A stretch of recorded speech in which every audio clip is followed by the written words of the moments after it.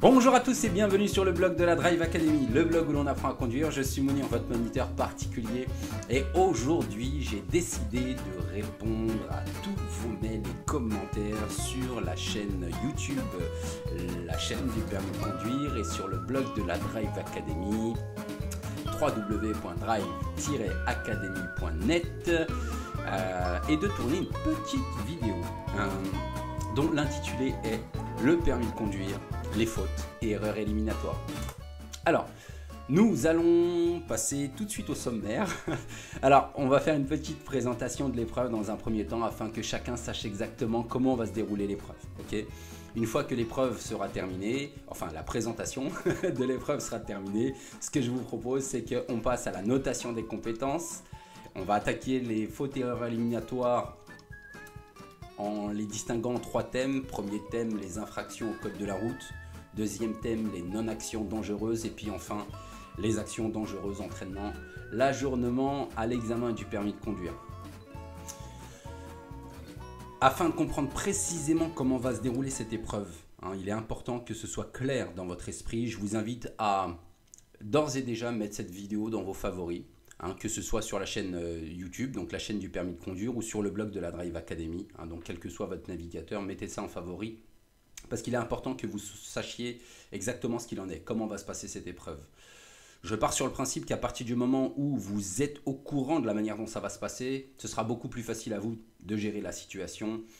Il y a l'inconnu en moins et par nature ce sera moins stressant.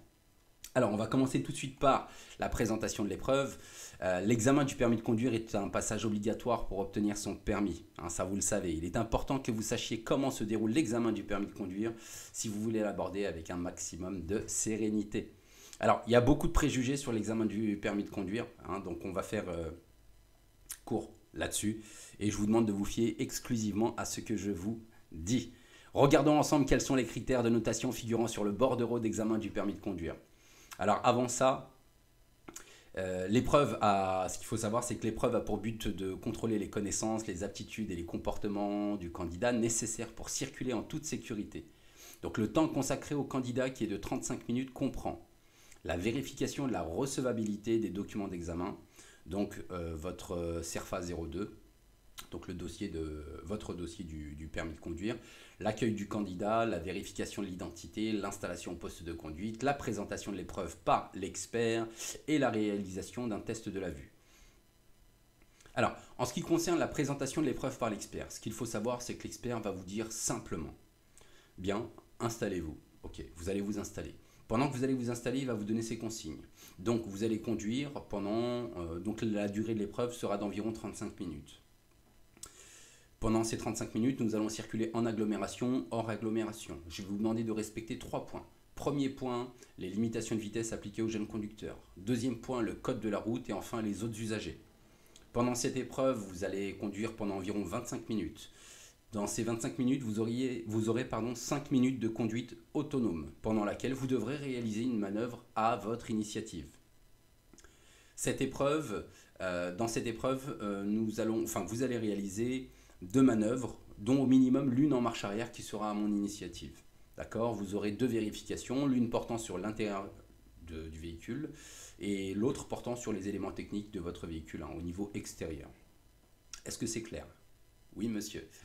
Je vais vous indiquer les directions par gauche ou par droite, parfois par panneau. Si vous n'avez pas compris, n'hésitez pas à me faire répéter. C'est bien clair ? Oui, monsieur.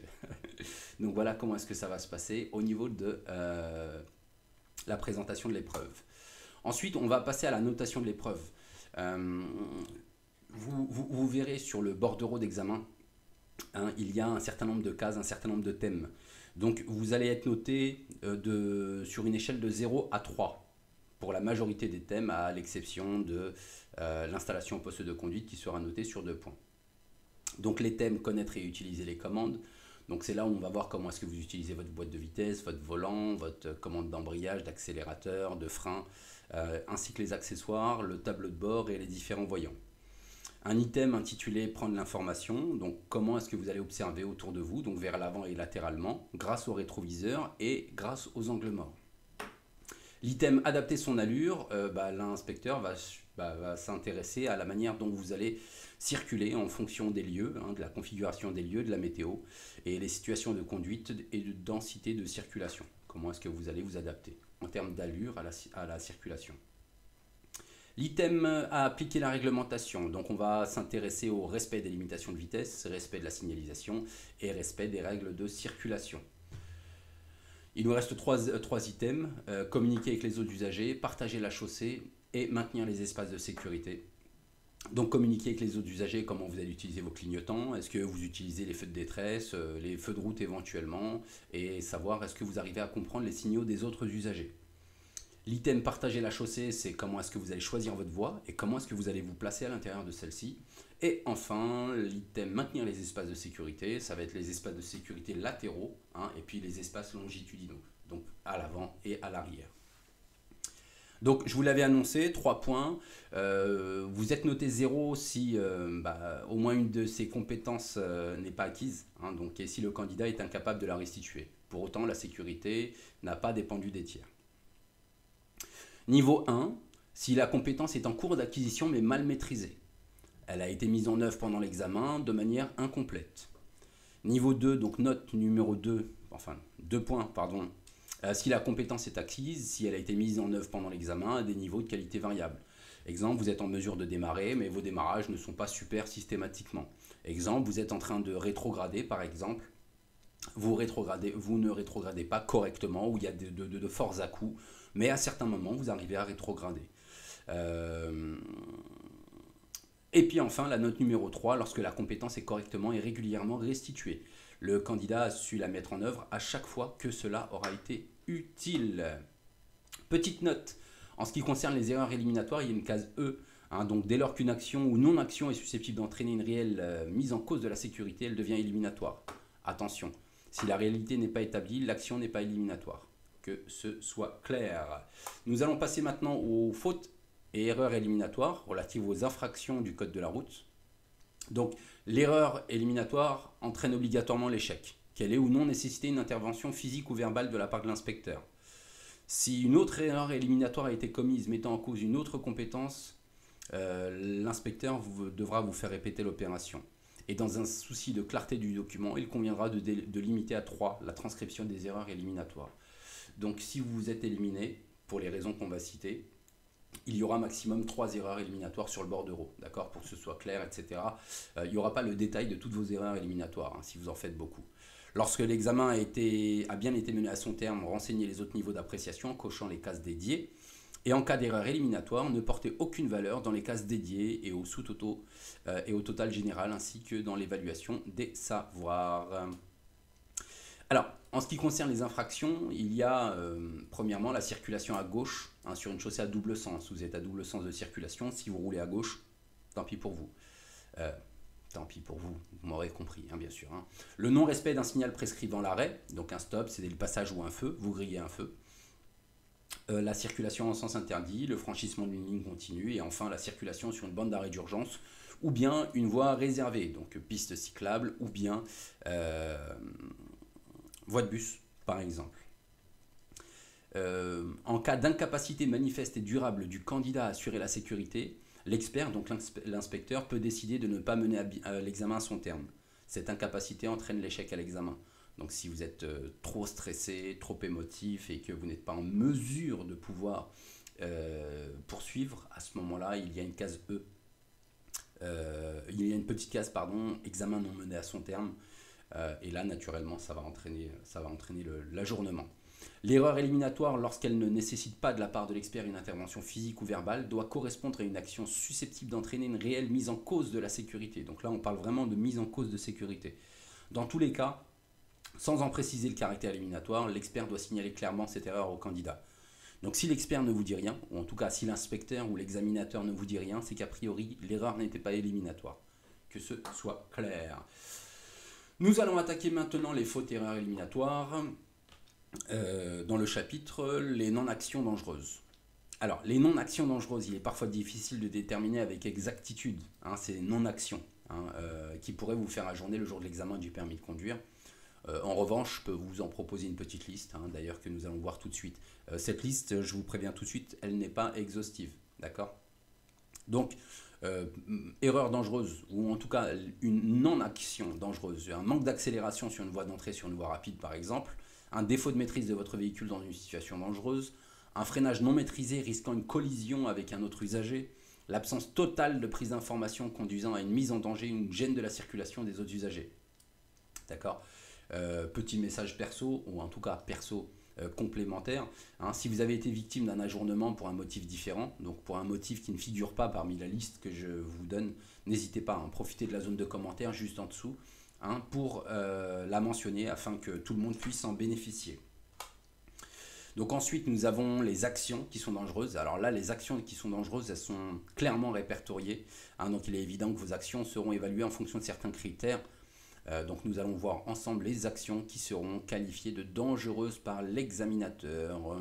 La première d'entre elles, l'arrêt injustifié sur la chaussée. Donc s'arrêter sans raison valable, en gênant les autres usagers ou en créant une situation dangereuse pour vous ou pour les autres usagers. Quand on parle d'usagers, c'est les usagers les plus gros et les plus faibles.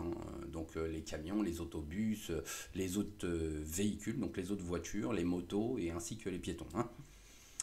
Si vous vous engagez dans une intersection en obligeant les autres voitures à faire une manœuvre, donc vous avez fait une boulette, vous êtes engagé de manière non conforme aux règles de circulation. Si vous effectuez un abus de priorité, vous savez que vous avez la priorité, vous essayez de forcer le passage, c'est ce que ça veut dire en quelque sorte. Si vous n'avez pas assez anticipé une intersection qui n'est pas protégée et qui n'est pas spécialement visible, genre vous arrivez sur une intersection en T avec peu de visibilité, avec aucune règle de circulation et que vous arrivez trop vite par exemple, ou que vous n'avez pas prévu l'arrivée éventuelle d'un véhicule. Lorsque vous donc le choc violent ou l'escalade brutale du trottoir ou de tout autre obstacle, vous percutez le trottoir sur une manœuvre, donc là on parle de choc violent, on parle de percuter, si vous le touchez, de toute façon vous l'aurez compris dans les vidéos précédentes relatives aux manœuvres, à partir du moment où la manœuvre se fait lentement, très lentement, ce risque il est tout de suite nul. Donc le choc violent ou escalade brutale du trottoir ou tout autre obstacle, si vous vous mettez en situation de risque de collision, si vous êtes sur le point de percuter un véhicule sur les côtés, percuter autre chose, parfois du mobilier urbain, ça peut être dangereux. L'absence totale de prise d'information conduisant à une mise en danger ou gêne de la circulation des autres usagers. Si vous effectuez une déviation de votre voie, entraînant la sortie de la chaussée, l'escalade du trottoir ou de l'accotement, donc l'accotement, c'est le trottoir sans trottoir, c'est la zone non stabilisée qu'il y a sur la droite de la chaussée. Si votre véhicule chevauche ou franchit pendant un temps prolongé une ligne discontinue, c'est qu'a priori vous n'êtes pas non plus sur votre voie de circulation. Si vous effectuez un arrêt empiétant largement sur une voie de circulation autre que la vôtre. Et enfin, lors d'un démarrage en côte, s'il y a un recul important du véhicule lors du démarrage. Donc voilà pour les actions dangereuses. Donc nous avons traité ensemble donc la présentation de l'épreuve, les notations des compétences, les infractions au code de la route, les non-actions dangereuses ainsi que les actions dangereuses. Je pense avoir été suffisamment complet sur les erreurs et les fautes éliminatoires. N'hésitez pas à insérer s'il y a d'éventuels oublis dans la zone de commentaires, ça peut arriver. En tout cas, je vous remercie de votre attention, je souhaite vivement que cela ne se produise pas pour vous, bien évidemment, je souhaite que cela ne se produise pas pour vous. Soyez vigilants et à nouveau, en ce qui concerne cette vidéo, regardez-la plusieurs fois. Et puis l'avantage, c'est que voilà, c'est de la vidéo, on peut mettre sur pause. En plus, elles sont totalement gratuites, donc n'hésitez pas. Eh bien écoutez, je vous remercie de votre attention, je vous souhaite une bonne journée ou une bonne soirée. Et à bientôt sur le blog de la Drive Academy, le blog où l'on apprend à conduire. Allez, bye bye.